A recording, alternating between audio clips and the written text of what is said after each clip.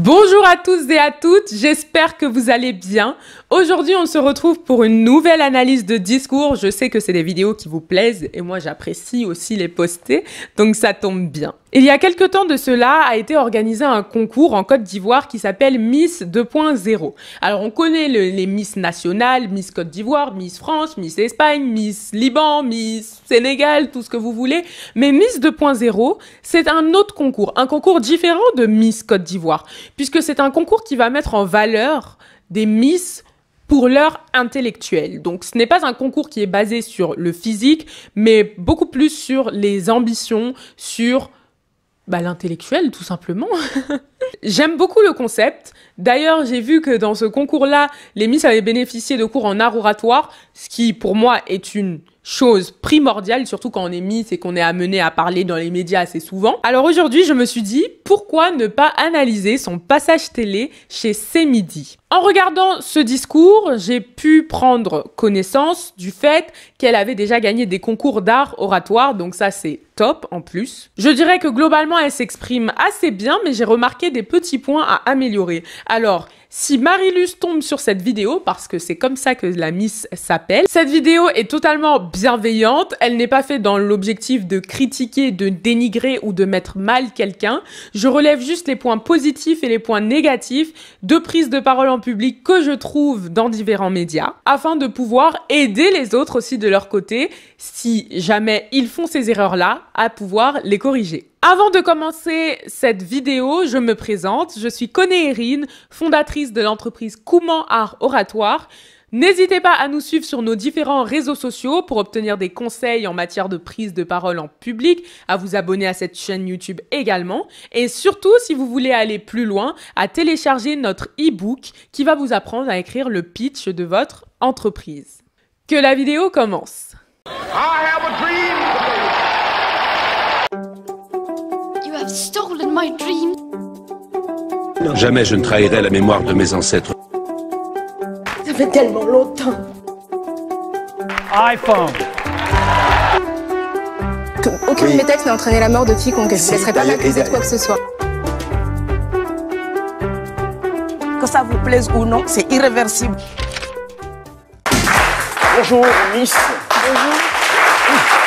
Nous sommes sachez-le, très ravis de vous accueillir sur le plateau de C'est Midi. C'est votre première télé depuis votre élection. Oui. Voilà. Vous n'avez pas de couronne? Non, voici mon trophée. Je remarque quelque chose, et peut-être que vous l'avez également remarqué si vous avez l'habitude de suivre les vidéos de Kouman Art Oratoire, mais Marie-Lucienne, je me suis trompée tout à l'heure, elle s'appelle Marie-Lucienne, a tendance à se tortiller sur sa chaise. Alors ça, c'est vraiment le piège des chaises roulantes, des chaises en fait où on peut se tourner à droite et à gauche. On a tendance à se balancer un petit peu, et ça reste un geste parasite qui obstrue, on va dire, la bonne compréhension de son propos. Pourquoi ? Parce que certains peuvent s'arrêter à ce détail-là et finalement ne voir que ça et la regarder se tortiller sans écouter ce qu'elle est venue dire. Et ça, c'est dommage. C'est hyper difficile. J'ai déjà fait l'expérience de m'asseoir sur une chaise qui se tourne et d'essayer d'être droite, de ne pas la bouger dans tous les sens. C'est vraiment difficile. Qu'on se l'accorde. Mais vraiment, il faut faire attention à ça lorsque vous faites une prise de parole en public et que vous êtes sur une chaise à roulettes, tout simplement parce que c'est une action qui peut vraiment déconcentrer le public. Ah d'accord, voilà, sympa. Okay. Alors, chère Miss, vous êtes née d'une famille très modeste, Oui. de 8 enfants. Vous avez 21 ans en ce moment? Oui, j'ai 21 ans. Exactement. Voilà, vous avez été une élève brillante durant votre parcours scolaire. Chose remarquable, du CE2, vous avez sauté direct en CM2. CM2, oui. Et là-bas, j'étais encore première de ma classe. Je me souviens que la première composition, j'étais 7e. Et maman m'a grondé comme si j'avais fait un parcours normal. Et cela m'a motivée à être première les autres compositions. Voilà. Waouh, super. Alors, je sais pas si vous remarquez, mais déjà, elle s'exprime super bien. Donc là, j'aurais rien à dire. Par contre, elle parle tellement vite qu'elle a du mal à respirer et finalement, on entend voilà, on sent qu'elle est à bout de souffle en fait et qu'elle reprend sa respiration. Donc vraiment encore très important lorsque vous prenez la parole en public, marquez des temps d'arrêt, marquez des temps de silence, marquez des temps de pause, mais ça sûrement ça doit s'expliquer par le stress parce que souvent lorsqu'on est stressé, lorsqu'on prend la parole en public, on a tendance à parler très vite. Donc ça c'est un point sur lequel il faut faire attention pour pas être à bout de souffle et avoir du mal en fait à finir ses phrases et à en recommencer de nouvelles. Et le fait qu'elle parle très vite aussi, finalement, ça donne comme une impression de par cœur. C'est « je sais ce que je dois te dire, je sais ce que je dois te répondre, donc je vais parler super vite, super vite, super vite et enchaîner pour que ce moment se termine vite. » Je suis persuadée que ce n'était pas du tout son intention, bien évidemment, mais c'est un peu l'effet que ça renvoie, le fait de parler vite, comme une impression de « on veut vite parler pour passer à autre chose ». Vous avez fréquenté le collège TSF, le lycée moderne des jeunes filles de Boaké. Oui. Je rappelle que vous êtes originaire de Boaké. À 17 ans, vous avez le bac D. débuté votre bac D. Ensuite, formation en informatique et développement d'applications au groupe EDEC Boaké. Et là, vous avez une passion pour la prise de parole en public. Oui. Donc, vous êtes passé par des concours d'art oratoire. Vous avez été championne d'art oratoire. Passion pour la prise de parole en public et concours d'art oratoire, ça c'est ma copine, ça. Mais sinon, ce que je remarque également, c'est que dans un premier temps, elle a beaucoup les mains sur la table. Alors, il faut pas hésiter à parler avec ses mains lorsqu'on prend la parole en public. Pourquoi? Parce que les gestes circulaires, en fait, le fait de parler comme ça crée comme une forme de chaleur entre vous et le public. Ça montre que vous êtes accueillant et que vous êtes ouvert. Là, elle a les mains serrées et contre elle. Enfin, assez devant elle, je saurais pas trop comment expliquer, mais vous voyez ça à l'écran. Et donc, en fait, ça renvoie comme une image de renfermement, un peu stressé, un peu timide, etc. Donc, faut pas hésiter vraiment à dégager son corps et à faire des gestes circulaires, à bouger ses mains, en lien, bien sûr, avec ses propos. C'est-à-dire à faire et à avoir une gestuelle qui est cohérente avec ce qu'on dit, bien sûr. Après, faut pas non plus trop en abuser et aller trop vite, etc., etc. Sinon, ça risque de devenir un geste parasite et les gens ne vont faire que remarquer ça. Oui, voilà. C'est qui les jeunes blogueurs? Les jeunes blogueurs, c'est une communauté de jeunes bénévoles engagés au niveau de l'UNICEF qui luttent contre les fake news sur les réseaux sociaux et qui luttent aussi contre la désinformation, voilà, la désinformation et les violences en ligne. Généralement, chez beaucoup d'Africains, je remarque qu'ils essayent de gommer leur accent lorsqu'ils passent à la télé ou autre. Je pense que c'est quelque chose que vous avez pu remarquer à plusieurs reprises sur des vidéos qui tournent sur les réseaux sociaux, qui sont même parfois devenues des gags, tellement la volonté de gommer son accent était telle que ça en devenait presque ridicule, malheureusement. Et ça, c'est un point que je mets vraiment à l'honneur, même avec mes clients, c'est qu'il ne faut pas supprimer son accent. Être éloquent ne veut pas dire changer sa voix, changer sa façon de parler, changer son accent. L'éloquence, c'est pas ça. On peut être éloquent avec un accent sénégalais, avec un accent guadeloupéen, avec un accent espagnol, anglais, français ou peu importe. Donc, je trouve ça vraiment bien qu'elle ait gardé son accent africain, qu'il s'entende et qu'elle soit tout aussi éloquente avec. Nous avons été d'abord sélectionnés après une candidature de plus de 1000 filles et les 100 ont été sélectionnés. Il y a eu des votes en ligne, puis d'autres votes, puis une étape de challenge.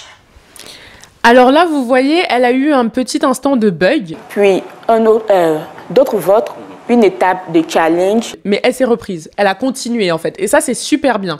Lorsque vous vous trompez, continuez. Ne recommencez pas, vous avez le droit de vous tromper, ça arrive à tout le monde, il ne faut pas perdre ses moyens.